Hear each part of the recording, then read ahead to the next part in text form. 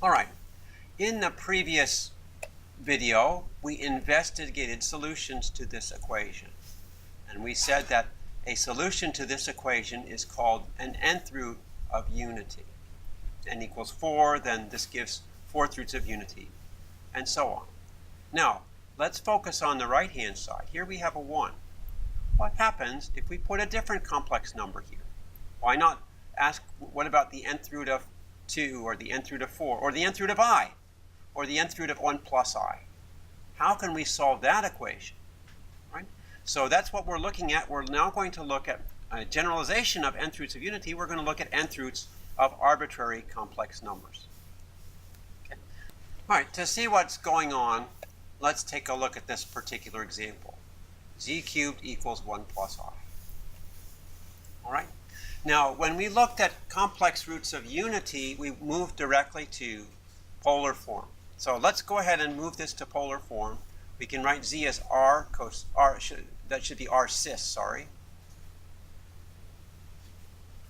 Okay. R cis theta cubed equals square root of 2 times cis pi over 4. Where did that come from? Well, that's just the complex polar form of this number here. You can verify that.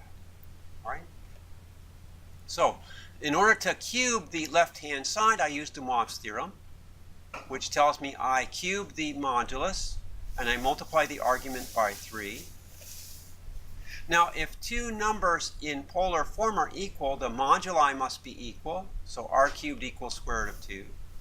And the complex arguments must be equivalent, so 3 theta must be pi over 4, but it could be pi over 4 plus some multiple of 2 pi. So we'll get to that in a minute. One solution is the case where r cubed equals square root of 2 and 3 pi equals pi over 4. So that's one solution that makes this work. So if you work that out, you get this result. Z equals 2 to the 1/6 times cis of pi over 12. All right. So you can use de Moivre's theorem to go backwards to verify that this Z is a cube root of 1 plus I. Just cube this result, and you'll find out that when you convert it back to Cartesian form, you get the original 1 plus I. But is this the only solution? If we multiply this Z by cis of 2 pi over 3, what happens? Now, why did I multiply by cis of 2 pi over 3? You can recognize that the cube roots of unity looked like cis of 2 pi k over 3. Those are the cube roots of unity. So this here is a cube root of unity.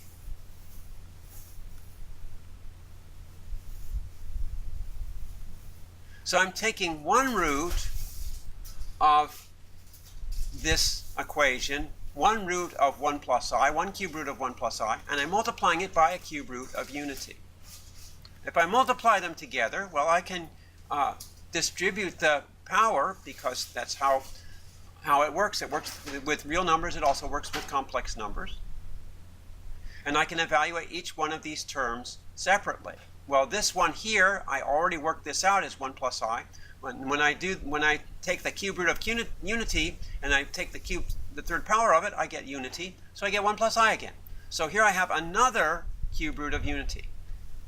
The Z here is a cube root of unity. Multiply it by a cube. I'm sorry. The Z here is a cube root of 1 plus I. Multiply it by a cube root of unity. I get another cube root of 1 plus I.